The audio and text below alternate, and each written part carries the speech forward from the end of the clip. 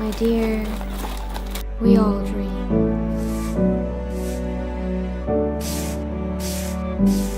We all dream of home.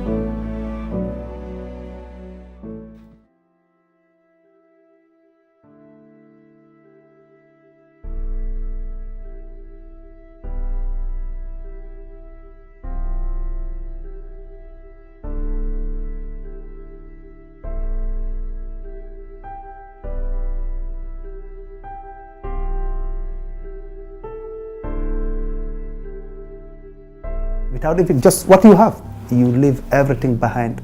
You don't have any option. Something happens, there's an attack, there are bombs coming, you run. Or you escape your country, you leave everything behind.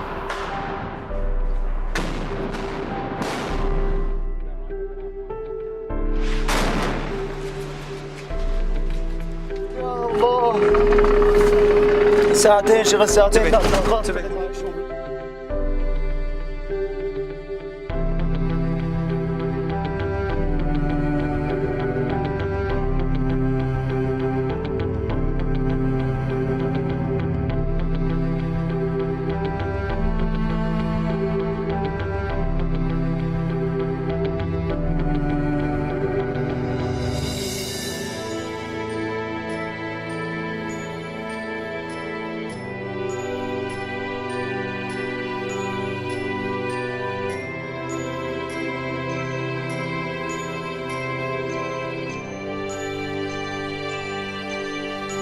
It's one of the most despicable, one of the hardest ways for people to live.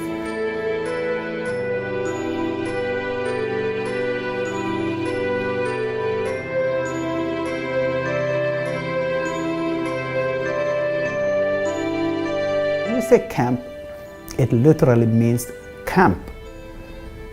It's tents. Some of these tents are not even very well made. When the rains come, they wash it up and everything gets destroyed. When the winds come, everything was the sandstorms. There's no protection. It's like human beings living below the standard of a human being. That's how people live in the camps.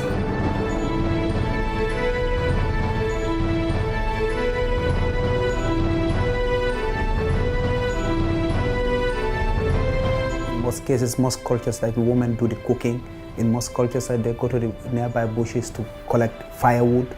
And so these women sometimes get attacked and raped. And then sometimes I'm asking people, how long have you been coming to this, or how long have you been here in this camp? 10 years, 15 years, some 20 years. There are youth who are in their late teens who were born in the camps. قلنا بشهر شهرين اسبوع اسبوعين بنروح وصلنا 4 سنين كل يوم نقول له بكره بكره. At every moment, every minute, every second, I felt my life is over. That's it. That's it. I really didn't have any plans, no hope. I gave up. I literally gave up in life.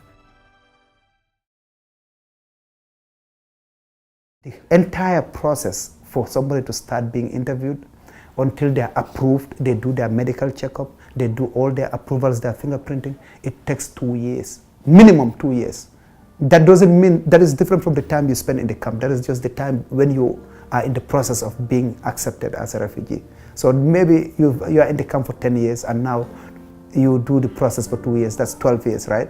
And that's the average time for refugees in the camps. The compound where these interviews happen, it's like hundreds of people every day. People are crawling on this floor, screaming and crying because of surprise, like that they are rejected, when they get these letters that they are rejected. And most get denied, and some end up here, and some, when they're coming, they're separated with their loved ones, and they accept some and don't accept some.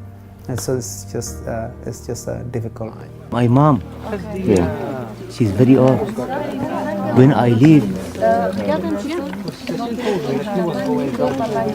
she cried. She told me, please don't go. I did not know where I was going until a day before my arrival. Most refugees don't know where they're going until before they come. And those that come here, like me, are just literally 1% or less than 1% of the entire refugee population in the camps. It's usually, there are currently about 22 million refugees out there across the world in camps, displaced in different places internally and in urban settings, 22 million, and only about 1% get resettled in developed countries for protection. However, I went through a lot of problems, especially cultural adjustments, high levels of trauma, and no one even talked to me about mental health support. However, this process goes just for a short time. It can go as short as 3 months or 6 months the most. And after that, refugees are not only expected to be self-sufficient, meaning to be independent like any other American to be on their own, but they are literally on their own.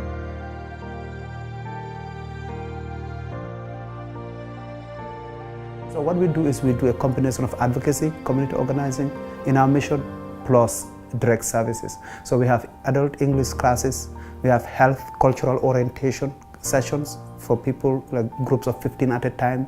So we do like group counseling, mental health, coping skills, domestic violence education, and just basic information about American healthcare. And then the idea of the center is to extend the services. After 6 months, you are not on your own. We will continue working with you.